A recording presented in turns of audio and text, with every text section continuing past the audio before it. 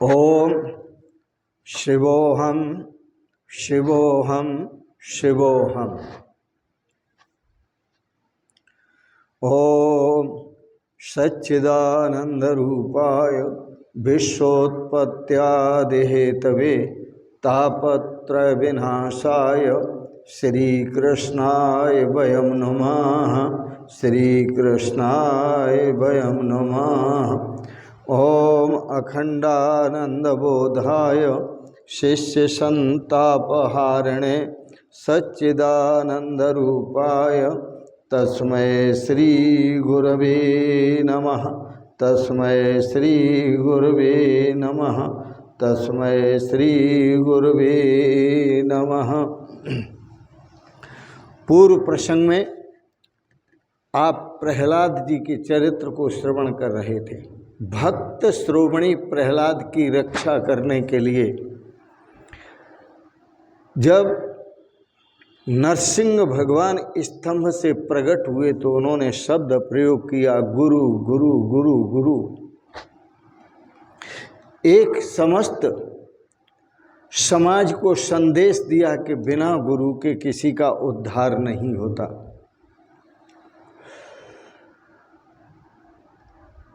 बड़े बड़े साधु संतों के मन को भी बिगड़ते हुए देखा है। साधारण मनुष्य की तो बात क्या है, क्योंकि मन बहुत चंचल है। अर्जुन ने भी गीता में कहा था, चंचलम ही मनः कृष्ण प्रमाथि बलवदृढ़म् तस्याहम दुग्रहम निग्रहम मन्ये वायोरिव दुष्करम। इसके अंदर, इस मन के अंदर तीन दोष हैं, मल विक्षेप और आवरण। यह मल विक्षेप और आवरण जो दोष है, इस दोष के कारण, इन दोषों के कारण यह मन सदा मलिन रहता है, कलुषित रहता है, मैला रहता है।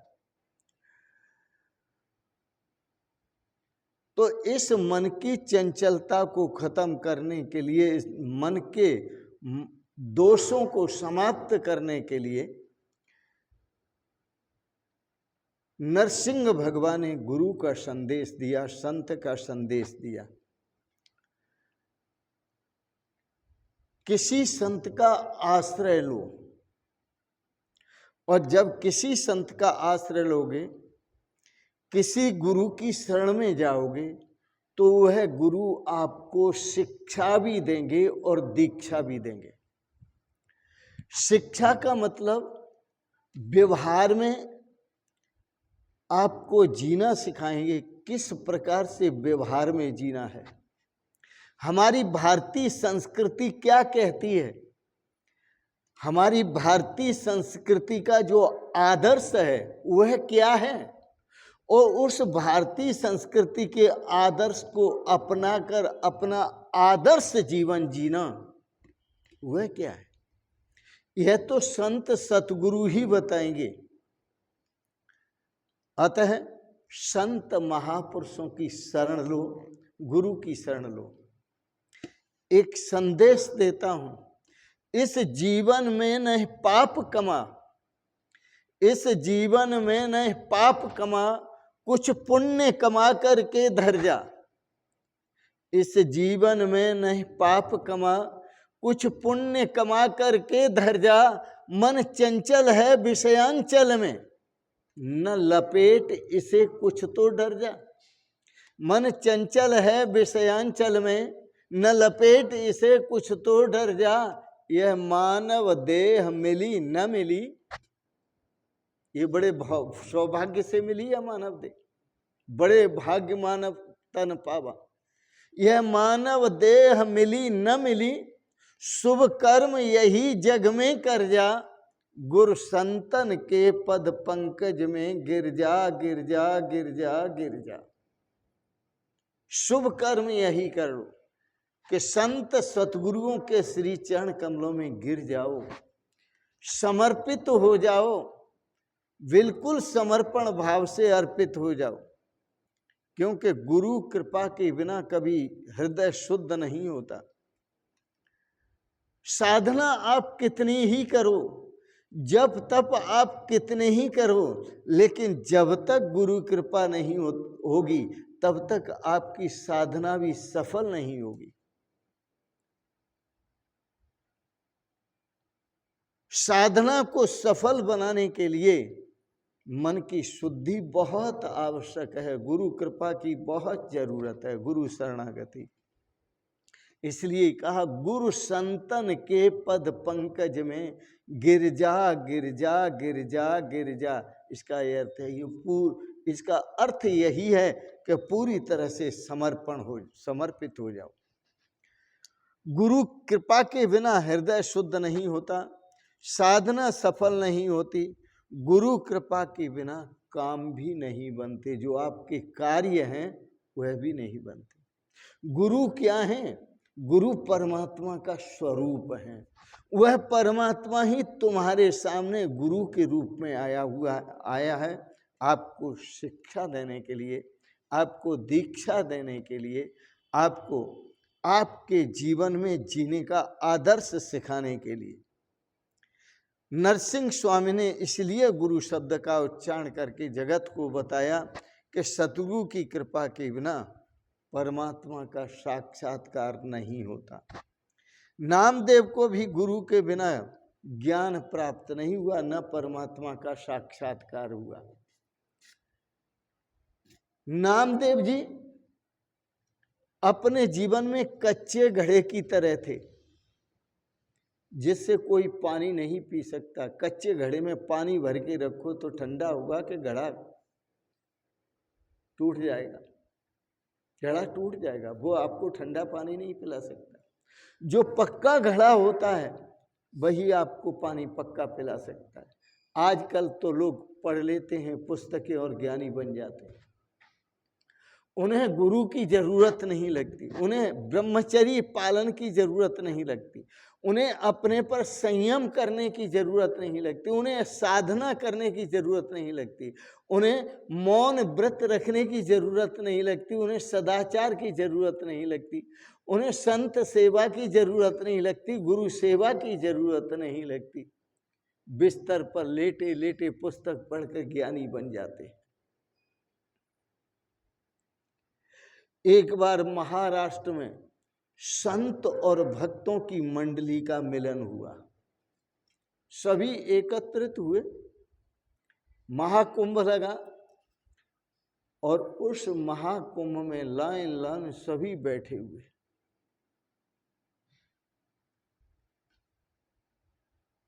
मुक्ताबाई ने कहा गोरा कुम्हार को, आजकल नामदेव जी बहुत चर्चा में आ रहे हैं, लगता है उनको भगवान बहुत प्यार करते हैं और वो भगवान को बहुत प्यार करते हैं। नामदेव जी भगवान की बड़ी प्यारी प्यारी बातें करते हैं, प्रेम भरी बातें करते हैं, भगवान लगता है उनसे बातचीत करते हैं। जरा एक बार जाओ, गोरा कुम्हार को कहा। भक्त भी पहुंचे हुए होते हैं, संत ही पहुंचे हुए नहीं होते, भक्त भी पहुंचे हुए होते हैं जो साधना में रत रहते हैं।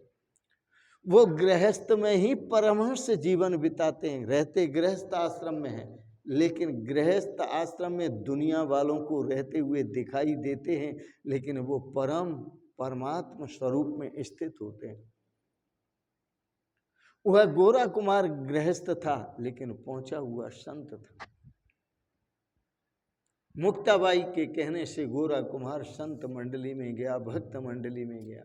वहां जाकर देखा सभी लाइन लाइन बैठे हुए हैं, वहां नामदेव भी बैठे हुए हैं। गोरा कुमार बीच में से गुजरा, इधर भी हाथ मारता है सिर में, इधर भी हाथ मारता है, इधर भी हाथ मारता है, इधर भी हाथ मारता है, और इधर से उधर हाथ मारता हुआ चला गया। फिर पीछे से आगे गया था और जब आगे से लौट करके आया तो सबके चेहरे देखता हुआ आया गोरा कुमार।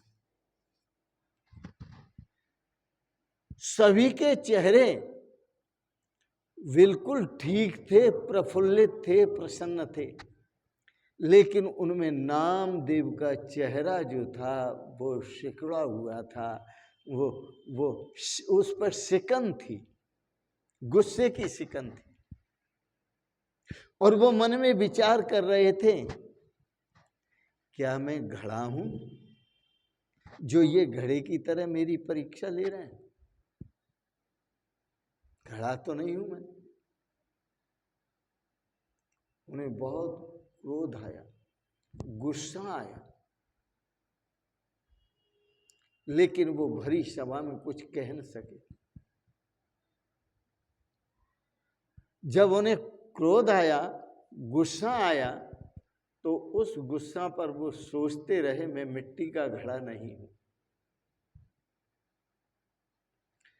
यह उनके अंदर अभिमान था, इसलिए यह सोच आया, मैं मिट्टी का घड़ा नहीं। नामदेव जी का मुंह फूल गया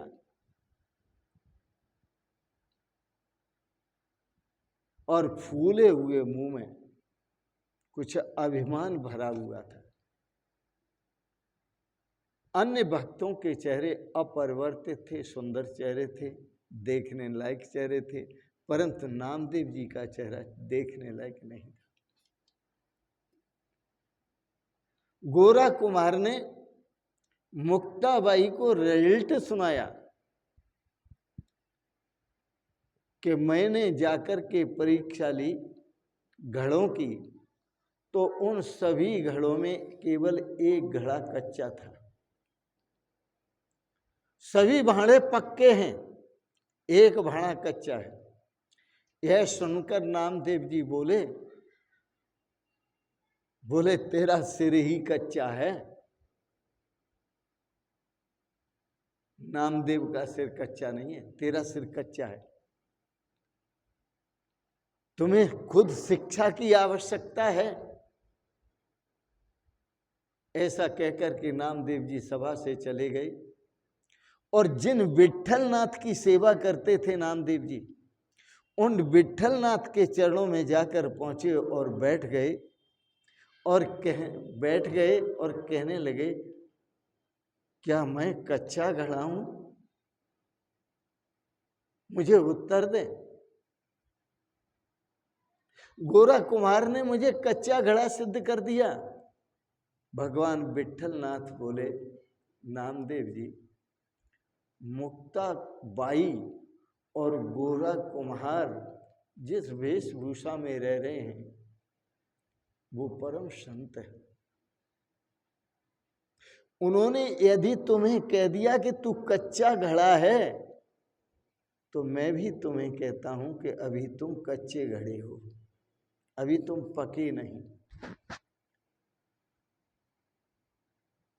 नामदेव, जब तुम्हें सर्वव्यापक परमात्मा के दर्शन होने लगेंगे और सभी में उस सर्वव्यापक परमात्मा का अनुभव होने लगेगा, तब समझना कि तुम घड़ा पक्के घड़ा हो। अभी तुम्हें सभी में परमात्मा का दर्शन नहीं होता। तुम जाओ, मैं तुम्हें भेजता हूं। एक मेरा भक्त है माला खेड़ा में, और वहां जाकर उसको सद्गुरु रूप में स्वीकार करना, उस सद्गुरु का आश्रय लो, जाकर के उसकी शरण में जाओ।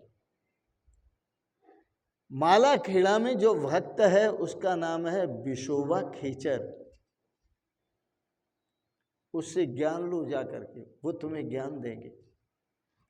नामदेव ढूंढते हुए पहुंचे विशोबा खेचर के पास, तो वहां क्या देखा, एक मंदिर में विशोबा खेचर शिवलिंग पर पैर रख करके सो रहे थे।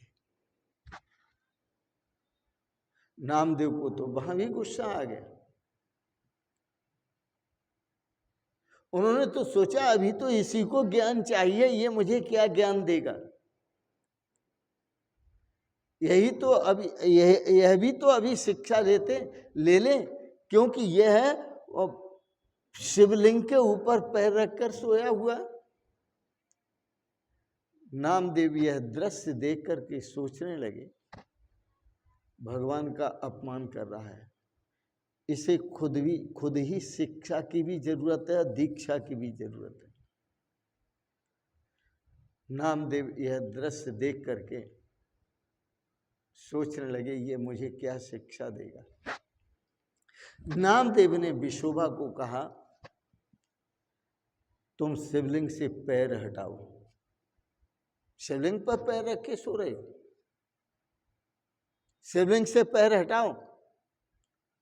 विशोबा भक्त ने कहा, संत ने कहा, नामदेव जिधर शिवलिंग न हो उधर मेरे पैर रख दो उठा के। नामदेव ने पैर उठाए विशोबा के और जिधर रखने लगे उधर ही शिवजी प्रकट हो गए।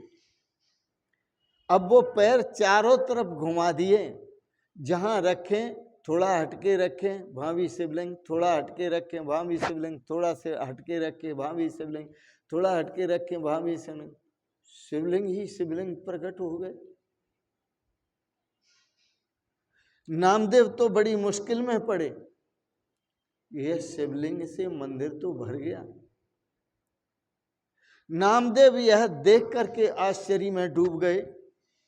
विशोबा ने उनसे कहा तू वास्तव में अभी कच्चा घड़ा है। सभी स्थानों में जब तू ईश्वर का दर्शन करेगा, परमात्मा का दर्शन करेगा, तब तू पक्का घड़ा कहलाएगा। विश्व में भगवान के सिवाय कुछ है नहीं। समस्त विश्व में हर रूप में जड़ चेतन में भगवान ही व्यापक है।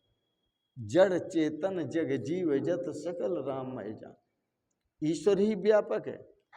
इसलिए सभी में जड़ चेतन में ईश्वर को निहारो, ईश्वर को देखो। इस प्रकार भक्ति और ज्ञान का जब मिलन होगा तभी श्रेय की प्राप्ति होगी।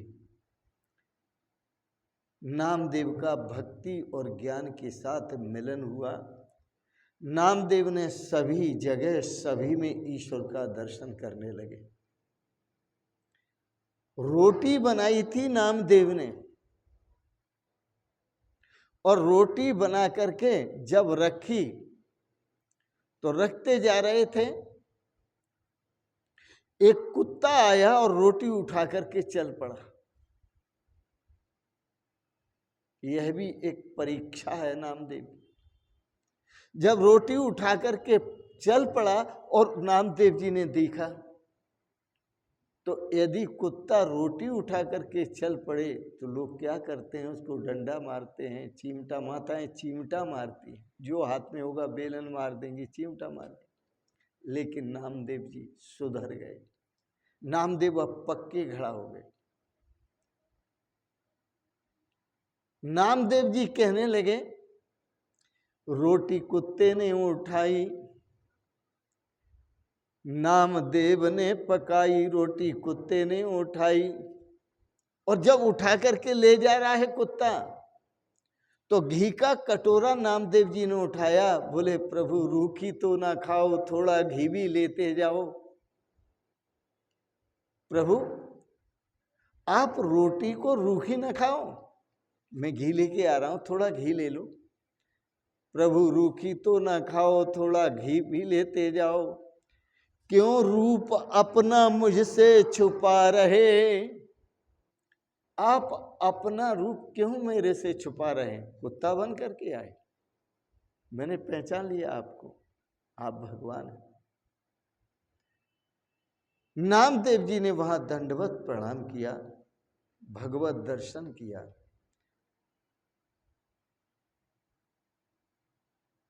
हर मस्तिष्क रूपी घड़ा मानव का तभी पकता है जब वह सर्व में भगवान का दर्शन करता है, सभी के साथ अपने कर्तव्यों का सही पालन करता है। अपनी भारतीय संस्कृति सर्वे भवन्तु सुखने की है और सभी में प्रभु का दर्शन करने की है। सभी में प्रभु का दर्शन करो, और सर्वे भवंत सुखने की वासना भावना रखो। ओम सर्वे भवंतु सुखना, सर्वे संतु निरामया, सर्वे भद्राणि पश्यन्तु, माँ कश्चित् दुख भाग भवेत्। ओम शांति शांति शांति हो। आपने बड़े प्रेम और श्रद्धा से श्रीमद् भागवत के प्रसंग को आज श्रवण किया, इसके लिए बहुत बहुत अनुग्रहित है। लेकिन अपने जीवन सुधारने के लिए एक बात फिर याद दिला दूं आपको, इस जीवन में नहीं पाप कमा, कुछ पुण्य कमा करके धर जा। मन चंचल है विषयांचल में, न लपेट इसे, विषयांचल में न लपेट इसे, कुछ तो डर जा। यह मानव देह मिली न मिली, शुभ कर्म यही जग में कर जा। गुरु संतन के पद पंकज में गिर जा, गिर जा, गिर जा, गिर जा। जो गुरुओं के संतों के चरणों में गिरे हैं वो उठ गए। आप भी एक बार गिर के देखें और अपने जीवन का श्रेय प्राप्त करके देखें। गिरने का मतलब समर्पण भाव है, जिसके लिए भगवान श्री कृष्ण ने कहा तत् विद्धि प्रणिपाते न पर प्रश्न सेव्या उपदेक्षन्ति ते ज्ञान, उपदेक्षन्ति ते ज्ञानम ज्ञानिनस् तत्त्वदर्शी। आज के प्रसंग को इतना ही। आपने बड़े प्रेम और श्रद्धा से श्रीमद् भागवत के प्रसंग को श्रवण किया, इसके लिए बहुत बहुत अनुग्रहित हैं। एक बात जरूर कहेंगे, अनंत मंगलमयी शुभकामनाएं करते हुए जन्माष्टमी के शुभ अवसर पर आपको मंगल कामनाएं करते हुए, शुभ कामनाएं करते हुए आप सब परिवार सदा स्वस्थ और सुखी रहें। आपका मन भगवान के श्री चरण कमलों में लगा रहे। आप अपने स्वरूप को पहचानें, भगवत स्वरूप को पहचानें और सभी में भगवान का दर्शन करें। इसी में श्रेय है, इसी में सौभाग्य है। इन शब्दों के साथ ही बहुत बहुत शुभकामनाएं और श्री जन्माष्टमी की बहुत बहुत बधाइयाँ, बहुत बहुत आशीर्वाद, बहुत बहुत प्रणाम प्रणाम प्रणाम। शिवोहम शिवोहम शिवोहम।